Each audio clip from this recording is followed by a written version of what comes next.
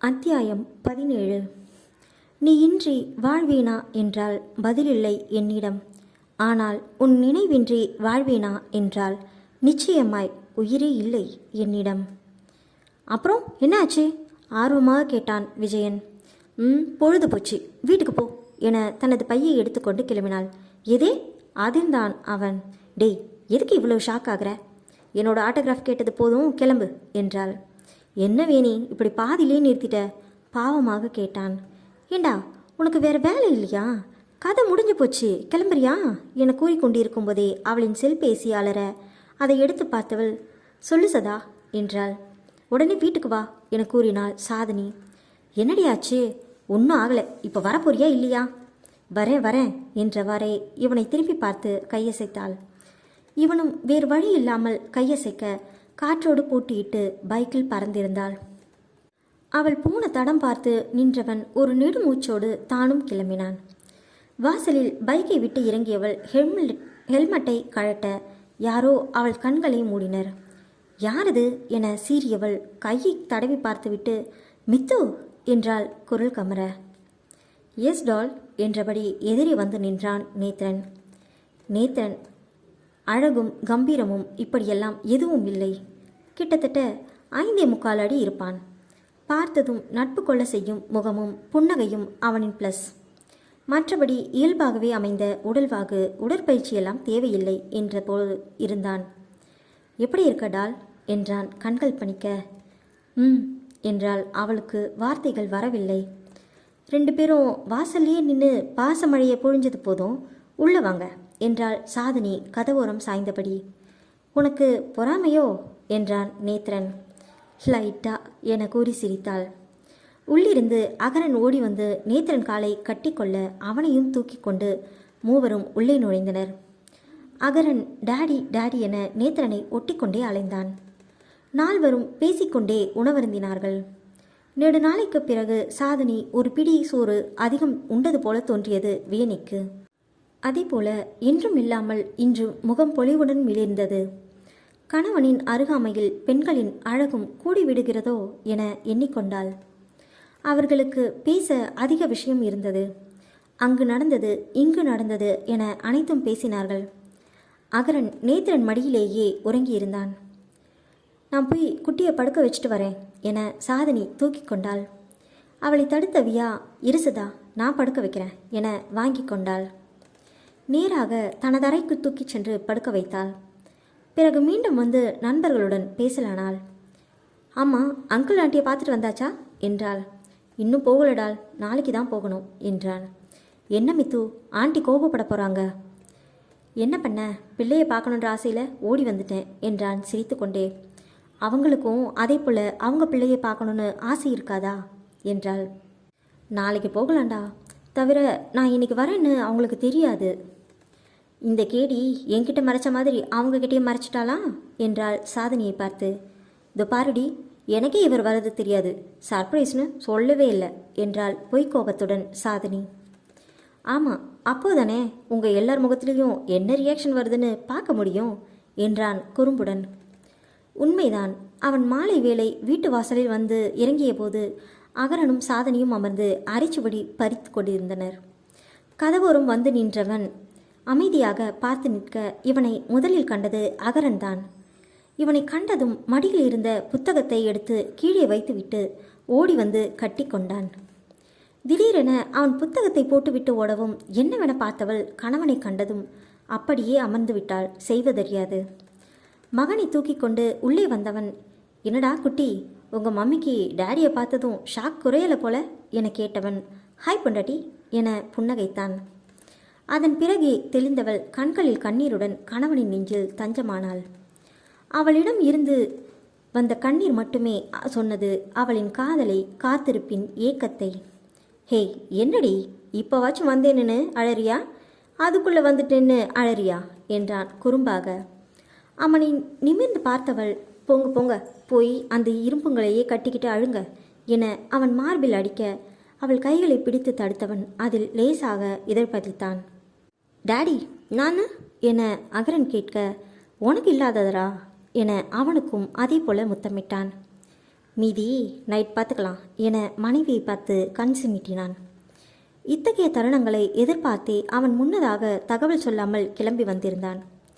சரி மித்து, இனி திரும்ப போக மாட்டேதானே என தயங்கி தயங்கியே கேட்டாள் வியனி. சாதனிக்கும் அந்த கேள்வி இருந்தது.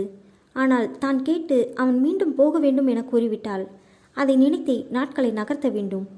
இப்போது இருக்கும் சந்தோஷமான மனநிலையை இழக்க நேரிடும் என்பதாலேயே அமைதியாக இருந்தாள். இப்போது வியா அந்த கேள்வியை கேட்கவும் என்ன பதில் சொல்வானோ என ஆர்வமும் பயமுமாக பதிலை எதிர்பார்த்து அவன் முகத்தையே பார்த்திருந்தாள். மனைவியின் பதட்டமும் பயமும் அறிந்த கணவன் அவள் முகத்தை பார்த்தபடியே விரல்களை பற்றினான். அதில் கொஞ்சம் பதட்டம் குறைந்தவள் அமைதியாக இருந்தாள். சொல்லு மித்து என அவசரப்படுத்தினாள் வியனி. ஒரு நெடுமூச்சை இழுத்து விட்டவன் டால், நான் திரும்ப போக மாட்டேன் என்றான் முடிவாக. ஹேய் என சந்தோஷத்துடன் அவனை கட்டிக்கொண்டாள் வியனி. சாதனியும் மகிழ்வுடன் அவன் தோளில் சாய்ந்து கொள்ள இருவரையும் தட்டி கொடுத்தான் நேத்திரன்.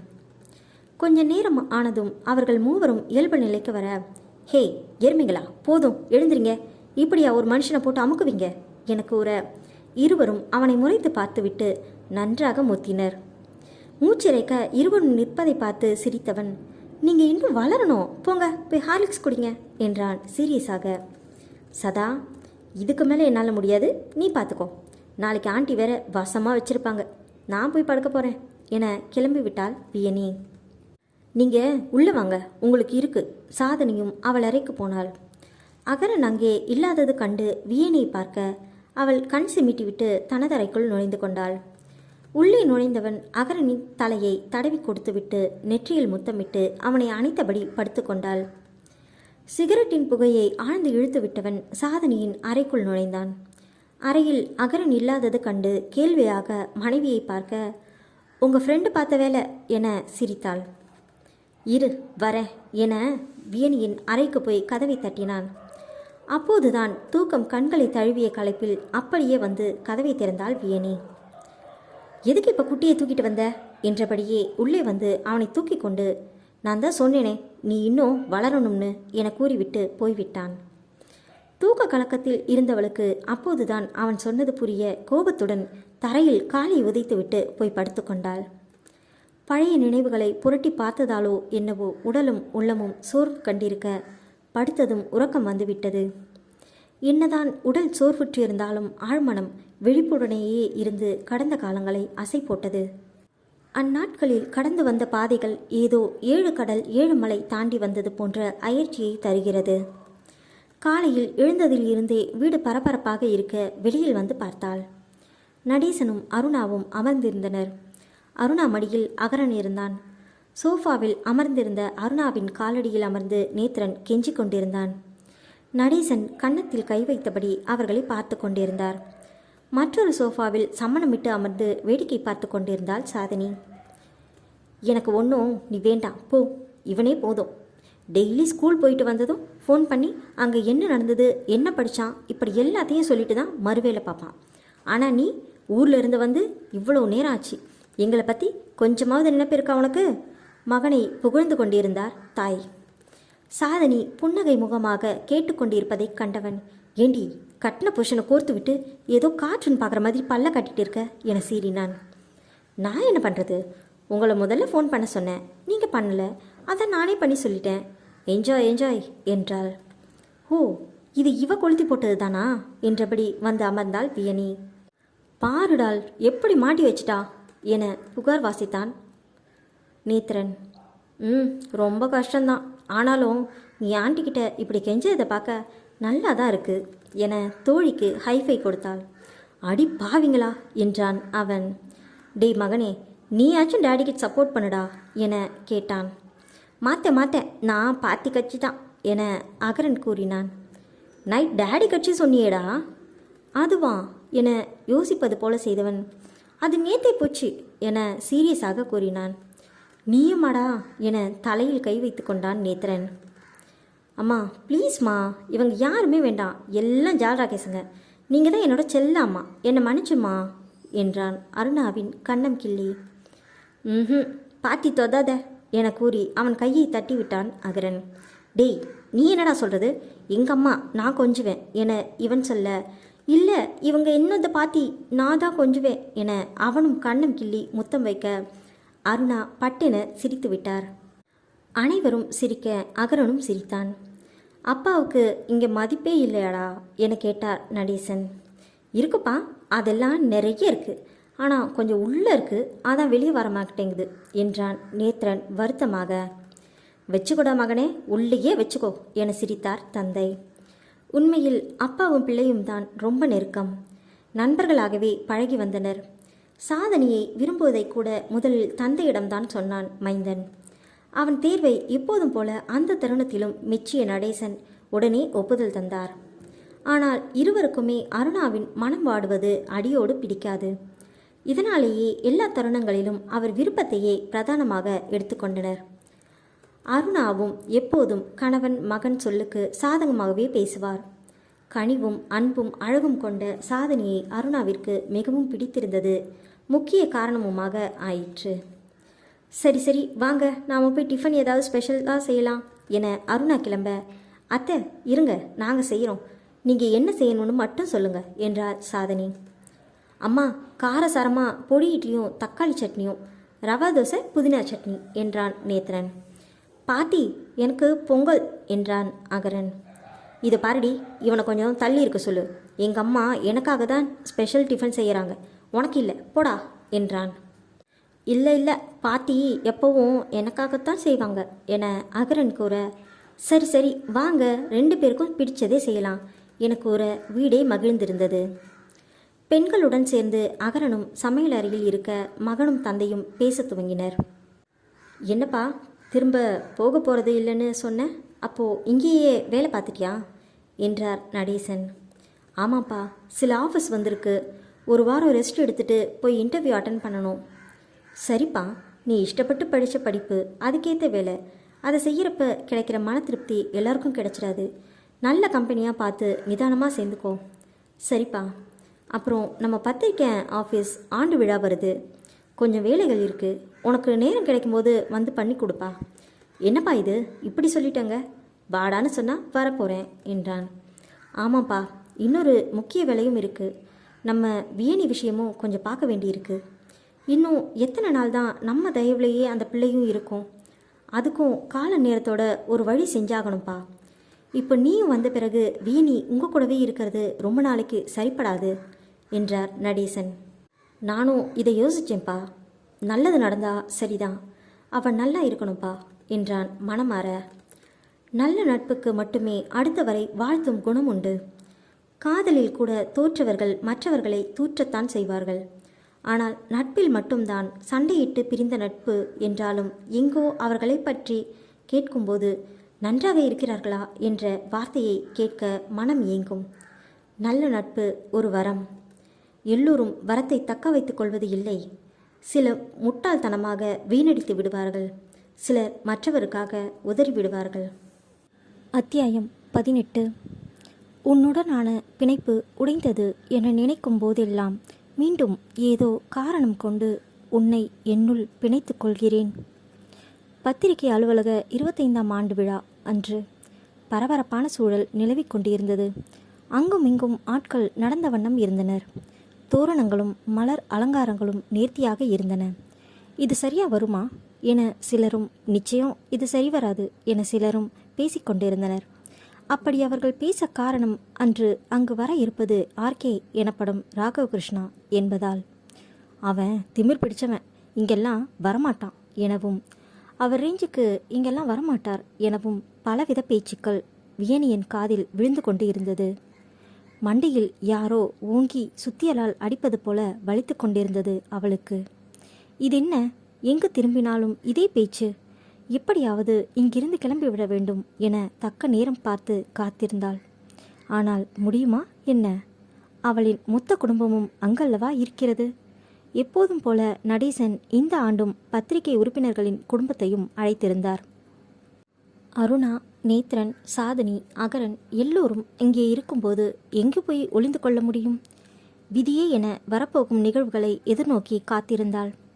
அன்று விஜயனும் வியனியும் ராகவை ஆண்டு விழாவிற்கு அழைக்கத்தான் சென்றிருந்தனர். ஆனால் அங்கு நடந்த கலவரத்தில் அப்படியே திரும்பி வந்தவள்தான்.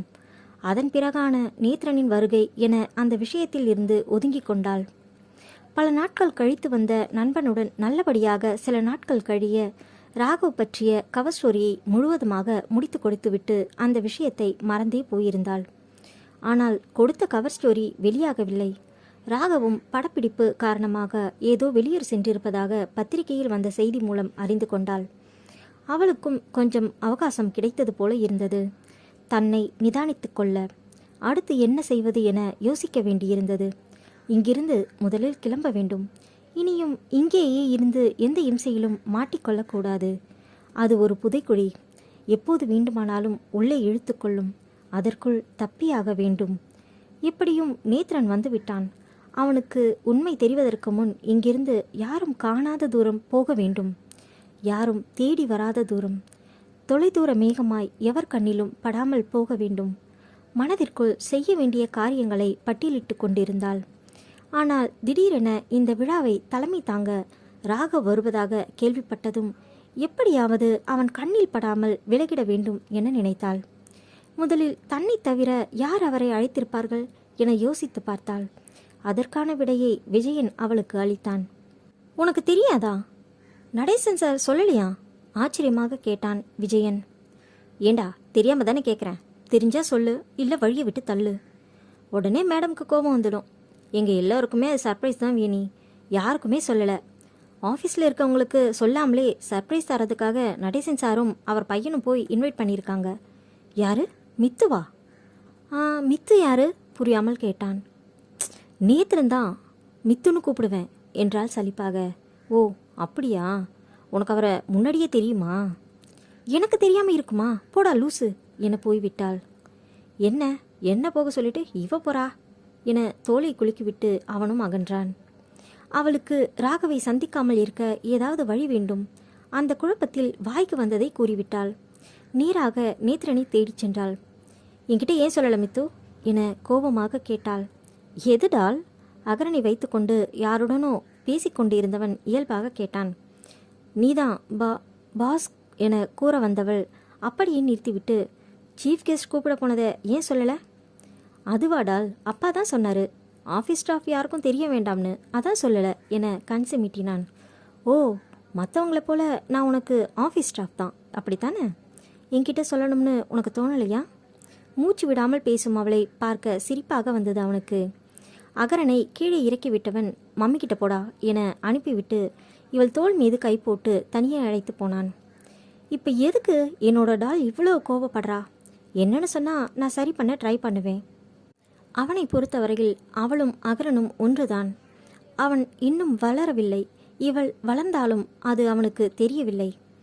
இல்லை மித்து, கோபம் எல்லாம் ஒன்றும் இல்லை என சமாளிக்க பார்த்தாள். இல்லையே, அந்த டைரக்டர் பேரை கேட்டாலே உனக்கு பிடிக்கல போலையே என்றான் ஆராயும் கண்ணோடு.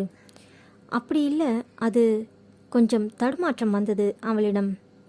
எதையோ முகத்துக்கு நேராக பேசிவிடும் அவளின் இயல்புக்கு ஏதோ ஒத்து வராத செயல் போல் இருந்தது அவனுக்கு. இவளும் தான் என்னவென்று சொல்வாள்? ஆனால் நேத்ரன் ஒன்றும் அடியோடு அறியாதவன் அல்லவே.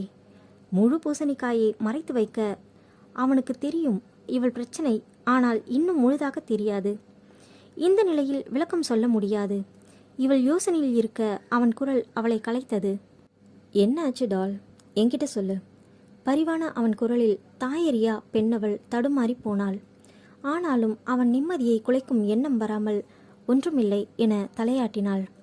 இப்போது இந்த நேரத்தில் இது பற்றி பேசி மற்றவர்கள் பார்வைக்கு இரையாக வேண்டாம் என நினைத்தவன், சரிடால், நாம வீட்டுக்கு போய் இதை பற்றி பேசிக்கலாம் என கூறிவிட்டான். ஹே, இங்கே என்ன பண்ணுற என கேட்டபடி வந்தாள் சதா. சும்மாதான் பேசிட்டு இருந்தோம். அகரன் எங்க என்றான் நேத்ரன். அத்தை வச்சிருக்காங்க. சரி வாங்க, மாமா உங்களை கூப்பிடுறாங்க. நீல நிற பார்ட்டிவேர் லாங் கவுன், அதன் மேல் அதே நிறத்திலான நெட் பிரிண்டட் போட்ட முழு நில கை கொண்ட கோட்.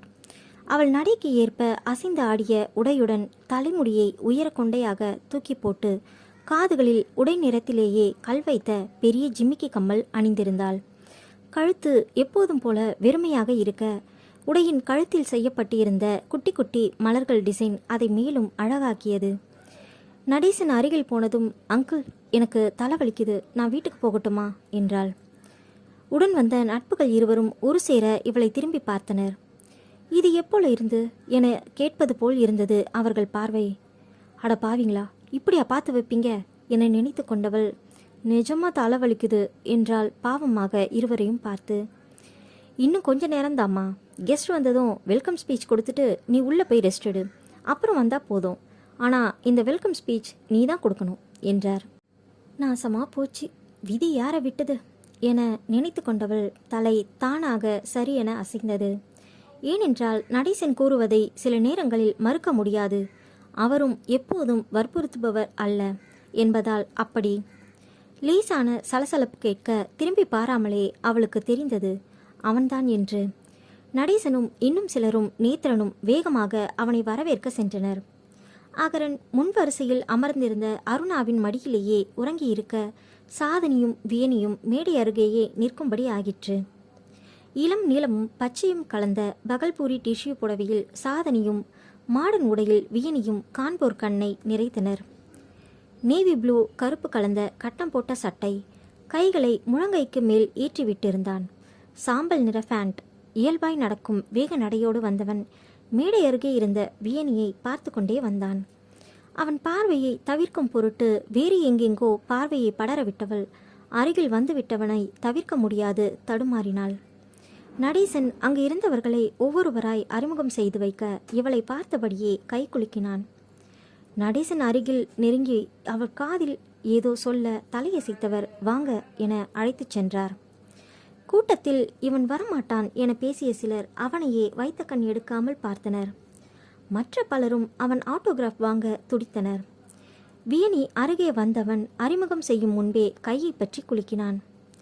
அவன் முகத்தை பாராமல் புன்னகை மட்டும் புரிந்த வண்ணம் நின்றிருந்தவள் அவன் கையை விடாதது கண்டு தானே பறித்து கொண்டாள். லேசான இதழ் வளைவுடன் மேடை ஏறி அமர்ந்தான். முக்கிய சிலரும் அமர்ந்ததும் நடேசன் வியனியை கண்களால் சைகை செய்ய மேடை ஏறி வந்தவள் அவர் கொடுத்திருந்த உரையை பேசி முடித்தாள். அப்போதும் முகம் மாறாமல் கேட்டுக்கொண்டிருந்தவன் அவள் முடித்ததும் பொத்து கொண்டு வந்த சிரிப்பை அடக்கியபடி அவளை பார்த்தான். இவள் அவனை முறைத்து பார்த்துவிட்டு மேடையில் இருந்து இறங்க இவனை பேசும்படி அழைத்தனர். நான் என்ன இங்கே ஸ்டாண்டப் காமெடியா பண்ண, சிரிப்பை அடக்க முடியாமல் தவிக்கிறதுக்கு என நினைத்தவள் சென்று சாதனையுடன் நின்று கொண்டாள். மைக் அருகே வந்தவன் பேச, ஒரு கலைஞன் கலைக்காக மட்டும் இல்லாமல் அவனோட மன திருப்திக்காகவும் தான் சில விஷயங்களை செய்கிறான். அதுக்கு பாராட்டு மட்டும்தான் சன்மானம்னு நினச்சா என்னை பொறுத்த வரைக்கும் அப்படி இல்லை. கிடைக்கிற மன திருப்தி தான் என்னோட முதல் சன்மானமாக நினைக்கிறேன். என்னை பற்றி பேசாமல் என்னோட படைப்பை பற்றி விமர்சனம் பண்ணுறது தான் எனக்கு கிடைக்கிற பாராட்டு. அதை தவிர அடுத்தவர் குணங்களை பற்றி பாராட்டி பேசுறது அவசியமற்றது. பாராட்டுக்காக யாரும் தன்னோட இயல்பை மாற்றிக்க முடியாது இல்லையா? அப்படி மாற்றிக்கிட்டா அதை விட அவனை விட பெரிய காமெடியன் வேறு யாரும் இருக்க முடியாது. அதனால தானோ என்னவோ இந்த பாராட்டு விழா எல்லாமே எனக்கு சிரிப்பை தான் தருது. என்னால் இதுக்கு மேலே பேச முடியாது. அப்படியும் பேசினா அது காமெடியாக தான் இருக்கும் என்றான். குறும்பு கொப்பளிக்க அவன் பேசிய விதத்தை கண்டு அங்கு இருந்தவர்கள் அனைவருமே நகைத்தனர். திமிர் பிடித்தவன், அகம்பாவி, எப்படியெல்லாம் தான் ராகவை பற்றி சினிமா வட்டாரங்களில் பேசி வந்தனர். அதற்கு அவனின் இறுக்கமான குணமும் எந்த விழாக்களில் கலந்து கொள்ளாமல் ஒதுங்கியிருக்கும் தன்மையுமே காரணமாக இருந்தது எனலாம். அவனை பொறுத்தவரை மற்றவர்கள் பாராட்டு பேச்சு இதற்கெல்லாம் முக்கியத்துவம் இல்லை. இப்போதும் இந்த விழாவிற்கு வந்ததற்கு முக்கிய காரணமே அவள் மட்டும்தான். இத்தனை நாட்கள் வெளியூரில் படப்பிடிப்பில் இருந்தபோதும் அவளை நினைக்காமல் ஒரு நொடி கூட நகரவில்லை அவன் பொழுதுகள். இப்படியெல்லாம் யாரிடமும் தன்னை இழக்கக்கூடாது என்று திடமாக இருந்தவனை வியனி அசைத்து பார்த்திருந்தாள். அதற்காக அவன் பெண்களே அறியாத கட்டுக்கோப்பானவன் அல்ல. ஆனால் தன் தேவைக்கு மேல் அவர்களிடம் ஈடுபாடு காட்ட மாட்டான். பெண் நம்மை போன்ற சக உயிரினம். நமக்கு வலிப்பது போல் அவர்களுக்கும் வலிக்கும். உணர்வுகள் எல்லோருக்கும் பொதுவானவை. அவ்வளவுதான் பெண்கள். பெண்ணை தெய்வம் என்பதும் பூ என்பதும் அவனை பொறுத்தவரை அவர்களை புகழ்ச்சிக்கு அடிமையாக்கும் யுக்தி தானே தவிர வேறில்லை என்பது அவனின் எண்ணம். ஆனால் வியனி அவனின் எல்லாமுமாக மாறிவிட்டாள். தூங்கி எழுவதில் இருந்து மீண்டும் கண்ணையர்வது வரை நினைவில் நின்றாள். ஏதோ ஒரு விதத்தில் அவனின் உணர்வோடு கலந்து விட்டாள். அவளின்றி அவன் தவிக்கும் தவிப்பை அவளால் மட்டுமே அடக்க இயலும். எட்ட நின்று தவிப்பதை விட அவளை பக்கம் வைத்து கொண்டால் இந்த தவிப்பு அடங்கும் என நினைத்தான். போதும் இந்த அலைப்புறுதல், இதற்கு ஒரு முடிவு கட்டியே ஆக வேண்டும். அவனை ஆட்டி படைக்கும் இந்த இனிய அவஸ்தைக்கு முற்றுப்புள்ளி வைக்க வேண்டும் என்றுதான் இந்த விழாவுக்கு வந்தான். அவன் நினைத்தால் அவளை தனியே பார்த்து பேச முடியும். ஆனால் கடைசி நிகழ்வாக அவன் தாய் பேசிய பேச்சுக்கள் அவளை எந்த அளவுக்கு பாதித்திருக்கும் என அறிந்தவனால் அவளை தனியே சந்திப்பது சரியான வழியாக தோன்றவில்லை. இக்கட்டான சூழலில் நிறுத்தி அவளை சந்திக்க வேண்டும் என்றுதான் வந்தான். வந்தவனுக்கு கண்ணுக்கு குளிர்ச்சியாக இருந்தாள் வியனி. அனைவரிடமும் நிமிர்ந்த பார்வையும் நேரான பேச்சும் கொண்டவள் தன்னை பார்க்கும்போது மட்டும் தடுமாறுவது ஏதோ இமயமலையின் பனிசாரலில் நனைந்தது போல இருந்தது அவனுக்கு. ஒரு சிலர் பேசி முடித்ததும் அவனை அழைத்தார் நடேசன். அதில் நிகழ்வுக்கு வந்தான். அவனின் கவர் ஸ்டோரி அடங்கிய இதழ் அன்று வெளியிடப்பட்டது. அந்த கவர் ஸ்டோரி எடுத்த வியனியும் மேடைக்கு அழைக்கப்பட வந்தவள் நடேசனுடன் இணைந்து அதை அவனிடம் வழங்கினாள். வாங்கி சிவாவிடம் கொடுத்தவன் நன்றி கூறிவிட்டு அமர்ந்து விட்டான். விழா முடிந்ததும் உணவு உபசரிப்பு நடக்க பலரும் அவனை சூழ்ந்து கொண்டனர். ஐயோ, இன்னைக்கு தொலைஞ்ச நான் என பயந்து கொண்டே மற்றவர்களை சிவா ஒதுக்க பார்க்க இயல்பு போல பரவாயில்ல சிவா என்றவன் அவர்களுக்கு ஆட்டோகிராஃப் போடுவது செல்ஃபி எடுப்பது என இருந்தான். சிவாவுக்கு மயக்கம் வராத குறைதான். என்ன ஆச்சு இவருக்கு? எல்லாத்துக்கும் சேர்த்து மொத்தமாக கிளம்பி போன பிறகு என்னை வச்சு செய்வாரோ என பயந்து கொண்டு இருந்தான். அவரவர்க்கு ஏற்ப பதிலும் கையெழுத்தும் செல்ஃபியும் எடுத்தவன் பார்வை படலம் வியனியை சுற்றியே இருக்க எப்போது அங்கிருந்து கிளம்புவோம் என இருந்தாள் அவள். சாதனையுடன் பேசிக்கொண்டு இருந்தவள் கிளம்ப எத்தனைக்க நடேசன் அவளை அழைத்தார். ஆர்கே சாரை கொஞ்சம் உள்ளே கூட்டிகிட்டு போமா, ரெஃப்ரெஷ் ஆகணுமா, ஷூட் முடிஞ்சதும் நேராக இங்கே வந்துட்டார் என்றார். அங்கிள், நான் எதுக்கு, வேற யாராச்சும் விஜயனை அனுப்புங்க என்றாள். அவன் ஃபோட்டோஸ் எடுத்துகிட்டு இருக்காமா, அதனால தான் உன்னை போக சொல்கிறேன், போமா என்றார். அங்கிள் என முறைத்தவள், போங்க, வர வர ரொம்ப பிடிவாதம் பிடிக்கிறீங்க என கூறிவிட்டு ராகவை நோக்கி சென்றாள். சிரித்து கொண்டவர் மற்றவர்களை நோக்கி சென்றார். செல்ஃபி எடுத்து கொண்டிருந்தவன் இவளை பார்த்ததும் விலகி தனியே வரீங்களா என்றாள். நீயே கூப்பிடும்போது வராமல் இருப்பேனா என்றான் குறும்பாக. எதே, நான் கூப்பிட்டேனா? டைரக்டர் சார், ஓவராக யோசிக்காதீங்க, உடம்புக்கு நல்லதில்லை. ரெஃப்ரெஷ் ஆகணும்னு சொன்னீங்களாமே, உள்ள ரெஸ்ட் ரூம் இருக்குது, அதுக்கு தான் கூப்பிடுறேன் என தெளிவாக சொன்னாள். காரணம் எதுவாக இருந்தா என்ன, நீ கூப்பிடுற, போகலாம் என தோள் குலுக்கினான். இவர் என்ன இப்படி மாறிட்டாரு என எண்ணியபடி முன்னே நடந்தாள் புன்னகையுடன். அவளை பின்தொடர்ந்தான் ராகவ். முன்னால் நடந்தவள் அவன் பார்வை தன்னை துளைப்பதை அசௌகரியமாக உணர்ந்தாள். எதுக்கு இப்படி பார்க்கணும்? சற்று நின்றவள், நீங்கள் முன்னாடி போங்க என்றாள். ஏன், என்னாச்சு, உனக்கு வழி தெரியாதா என்றான்.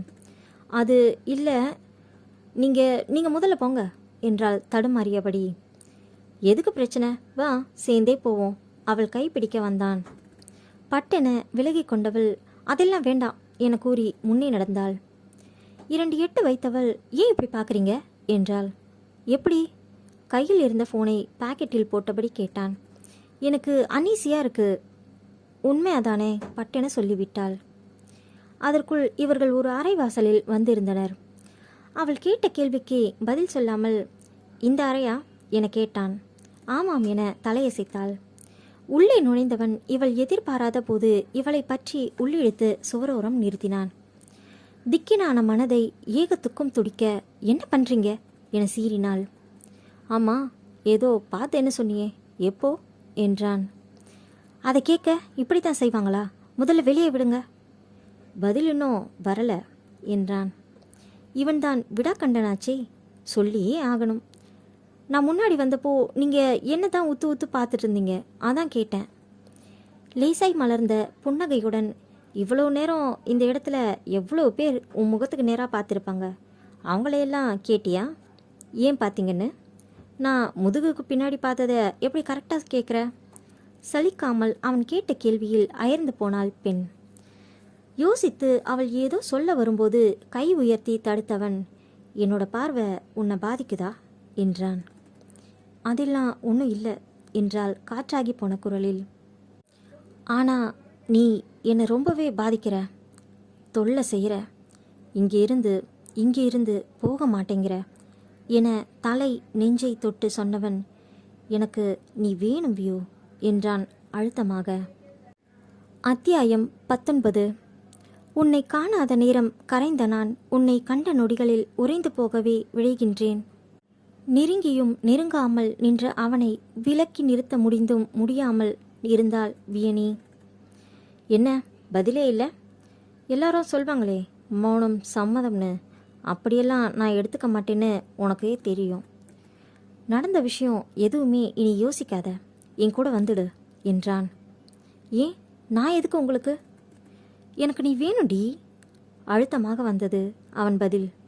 அப்படின்னா நான் வேணும்னா என்ன மீனிங்கில் சொல்கிறீங்க? நீர்பார்வை பார்த்தவளின் கண்களில் என்ன இருக்கிறது என ஆராய பார்த்தான். இதில் தானே விழுந்து கிடக்க நினைக்கிறேன். என்ன மீனிங் வேணும்னாலும் எடுத்துக்கோ, எனக்கு கவலை இல்லை. ஆனால் எனக்கு நீ வேணும். உறுதியாக அவன் சொன்ன பதிலில் கோபமே வந்தது அவளுக்கு. ஓ, நான் இன்னொருத்தர் மனைவியான பிறகும் வேணும்னு சொல்கிறீங்க? ரொம்ப தேறிட்டீங்க பாஸ் என்றாள் ஏளனமாக. அவள் எப்போதும் அழைக்கும் விதமாக பாஸ் என அழைத்தது அவனுக்கு உள்ளே குளிர்ந்தாலும் அவள் சொன்ன வார்த்தை தீயாய் எரிந்தது. ஏனோ அவனால் அவள் கூறிய வார்த்தைகளை ஏற்க முடியவில்லை. அது உண்மை இல்லை என்றே உள்ள முறைத்தது. வியூ, என்னை என்ன வேணும்னாலும் சொல்லு, ஆனால் அதுக்காக உன்னை அசிங்கப்படுத்திக்காத. நான் ஏன் அசிங்கப்படணும்? இது என்ன எனக்கு புதுசா? ஏற்கனவே அனுபவிச்சது தானே. வியூ, என் டெம்பரை ஏற்றி விட பார்க்காத. நான் எப்படியெல்லாம் இருக்கக்கூடாதுன்னு நினச்சனோ அப்படி தான் இப்போ இருக்கேன். ஆனால் அதுக்காக வெக்கப்படலை. எனக்கு இது பிடிச்சிருக்கு. அப்படியே காற்றுல மிதக்கிற மாதிரியான ஃபீலிங். ஃபுல்லாக கஞ்சா அடித்தா கூட இப்படி இருக்குமான்னு தெரியல. உன்னை நினைக்கும் போதே வர போதை இருக்கே, அதுக்கு வேற எந்த போதை வஸ்துவும் ஈடாகாதுடி. எனக்கு நீ வேணும். இதை சொல்கிறதுல எந்த தப்பும் இருக்கிறதா எனக்கு தோணலை. இதுதானே இயற்கை. ஒருவருக்கொருவர் தங்களோட தேவையை தீர்த்துக்கத்தானே இந்த காதல், கல்யாணம் எக்ஸெட்ரா எல்லாம். அப்புறம் இதில் என்ன தப்பு இருக்குது? ஆமாம், உங்களை பொறுத்தவரை எதுவுமே தப்பு இல்லை. தப்பு பண்ணது எல்லாம் நான் தான். இங்கே நீங்கள் வரீங்கன்னு தெரிஞ்சிருந்தா வந்திருக்கவே மாட்டேன். உங்களை திரும்ப சந்திச்சிருக்க மாட்டேன். வழியை விடுங்க, நான் போகிறேன் என வெளியேற சென்றாள். போக விடாமல் அவள் மணிக்கட்டை பிடித்தவன், எனக்கு இன்னும் முடிவு சொல்லலை நீ என்றான். முடிவுதானே, இனி உங்கள் வாழ்க்கையில் நான் இல்லை. மீறி தொல்லை பண்ணா இந்த உலகத்திலேயே இருக்க மாட்டேன் என்றாள். ஒரு ஏளன புன்னகையை பொறுத்தவன், உன்னை நல்லா தெரிஞ்சவன்டினா. இதோ இந்த உச்சியிலிருந்து கால் சுண்டு விரல் நகம் வரைக்கும் எனக்கு தெரியும். உன்னோட ஒவ்வொரு அணுவும் என்ன செய்யும், உன் மூளை என்ன யோசிக்கும், எல்லாமே எனக்கு தெரியும். இந்த கதை விடுற வேலையெல்லாம் என்கிட்ட வேண்டாம். செத்து எதையும் நிரூபிக்க முடியாது. செத்து போய் எதையும் அடையவும் முடியாது. யாருக்காகவும் யாரும் சாக முடியாது. உலகத்தில் நம்மளோட அடையாளம்னு ஏதோ ஒன்று உண்டாக்கிட்டு தான் போகணும். சும்மா பிறந்தோம் இறந்தோம்னு போகக்கூடாது. அப்படி நீ செய்யவும் மாட்ட என்றான். ஆமாம், உங்களால் ஏற்கனவே நான் செத்தாச்சு. இனி இருக்கிறது இந்த உடம்பு மட்டும்தான். அதுதானே உங்களுக்கு வேணும்? சொல்லுங்க, எப்போ, எங்கே வரணும்? 1 மணி நேரமா இல்லை ஒரு நாள் முழுக்கவா? சொல்லின் முடிவில் காது அடைத்து கொண்டது போல வலித்தது அவளுக்கு. ராகவ் விட்ட அறையில் சுவற்றில் மோதி நின்றிருந்தாள் அவள். என்ன விட்ட ஓவராக பேசுகிற? உன்னை விட்டா படுக்க வேற ஆளே இல்லாமலா உன் பின்னாடி சுற்றிட்டு இருக்கேன்? ஒரு சிறுகதை எழுத சொன்னால் நாவலே எழுத இங்கே பல பேர் காத்துட்டு இருக்காங்க. நான் ஒன்றும் எவளுக்காகவும் அலைஞ்சிட்டு இல்லை. எனக்கு நீ தான் வேணும், நீ மட்டும்தான் வேணும். அப்புறம் ஏதோ சொன்னியே கல்யாணம் ஆனவன்னு, சரி அதை எனக்கு நிரூபிச்சிடுடி. அதுக்கு பிறகு உன் பின்னாடி வந்தா அப்போ சொல்லு படுக்கத்தான் அலையிறேன்னு என கண்கள் சிவக்க பேசினான். ராகவ் இவ்வளவு கோபப்பட்டு அவள் கண்டது இல்லை. ஆனால் அவளுக்கும் இந்த கோபம் அவசியமானதாக இருந்தது. அதை அப்படியே தக்க வைத்துக் கொள்வதன் மூலம் தனது எண்ணத்தை நிறைவேற்றவே பார்த்தாள். என்னடி, என்ன பண்ணலாம்னு யோசிக்கிறியா? எவ்வளவு வேணும்னாலும் யோசி. ஆனால் இன்னைக்கு எனக்கு முடிவு தெரியணும். ரைட் நவ் வா என கைப்பற்றி வெளியே இழுத்து போனான். யாராவது பார்த்துவிட போகிறார்கள் என பயந்தவள் அவன் கரங்களை விளக்க பார்க்க அவனோ உடும்பனாக அவளை பற்றியிருந்தான். விடுங்க பாஸ், யாராச்சும் பார்க்க போகிறாங்க என்றால் சுற்றிலும் பார்வையை பார்த்தபடி. பார்க்கட்டும், இந்த ஆர்கே ஒரு பொண்ணுக்கிட்ட விழுந்து கிடக்கிறான்னு சொல்லட்டுமே, உனக்கு என்ன? ஓ, உன் புருஷனுக்கு தெரிஞ்சிடுமா? சரி சரி என கையை விட்டவன், இன்னும் 5 நிமிஷத்தில் உன் புருஷன் யாருன்னு காட்டணும், இல்லைனா அடுத்த நிமிஷம் லிப்லாக் பண்ணி எல்லாருக்கும் நீ யார் எனக்குன்னு நான் காட்டிடுவேன் என கைகளை கட்டி கொண்டு நின்றான். என்ன செய்வதென தவித்தவள் நிமிடங்கள் கரைந்திட தவித்து போனாள். கண்கள் கலங்க அங்குமிங்கும் விழிகள் சுழல யாராவது தன்னை காப்பாற்ற மாட்டார்களா என தேடினாள். அந்நேரம் அசரீரி போல கேட்டது அவளின் மித்திரனின் குரல். டால், இங்கே என்ன பண்ற என்றபடி அகரனுடன் வந்தான். வில்லம் சூழ்ந்த நிலையில் தவிக்கும்போது கையில் கிடைக்கும் சிறு மரக்கட்டையை பற்றி கொள்வது போல அந்த சந்தர்ப்பத்தை பற்றி கொண்டாள் வியனி.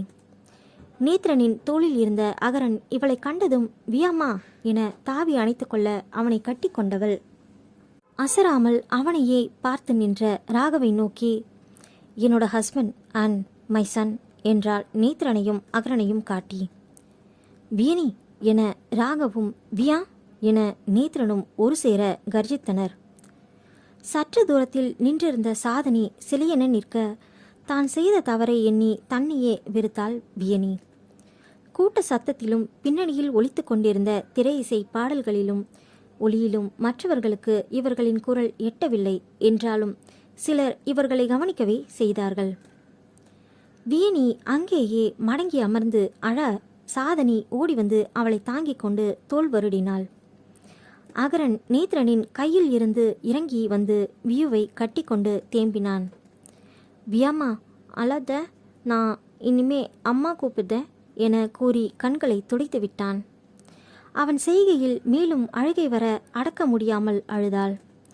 அதற்குள் சுதாரித்த நேத்ரன் ராகவை பார்த்து, சார் வாங்க, அந்த பக்கம் போயிடலாம் என்றான். ராகவ் எதுவும் பேசாமல் அவன் பின்னோடு சென்றான். சாதனியை அர்த்தம் பொதிந்த பார்வையை பார்க்க, வியா எழுந்துரு என அவளை தூக்கி நிறுத்தி நேத்ரன் சொன்ன அறைக்கு அழைத்துச் சென்றாள். அங்கு ராகவும் நேத்ரனும் ஆளுக்கு ஒரு இடத்தில் நிற்க வியனியை இருக்கையில் அமர வியனியின் கைப்பற்றியபடியே உடன் சென்ற அகரன் அவள் கண்ணம் வருடிவிட்டு நொடிக்கொரு முத்தம் வைத்து சமாதானம் செய்தபடியே இருந்தான். சற்று நேரம் அங்கே பலத்த அமைதி நிலவ அதை கலைத்தது ராகவின் குரல். வியூ என அழைக்க தேம்பிக் கொண்டே கண்களை துடைத்தபடி அவனை நிமிர்ந்து பார்த்தாள். அப்போதுதான் ராகவை கவனித்த அகரன் கண்கள் மின்ன வியூவை விட்டுவிட்டு அப்பா என ஓடி வந்து அவன் காலை கட்டி கொண்டான். இத்தனை நேரம் நிகழ்ந்த நிகழ்வுகளில் உச்சமாக அகரன் ராகவை அப்பா என அழைத்ததும் ஸ்தம்பித்து நின்றான் ராகவ கிருஷ்ணா.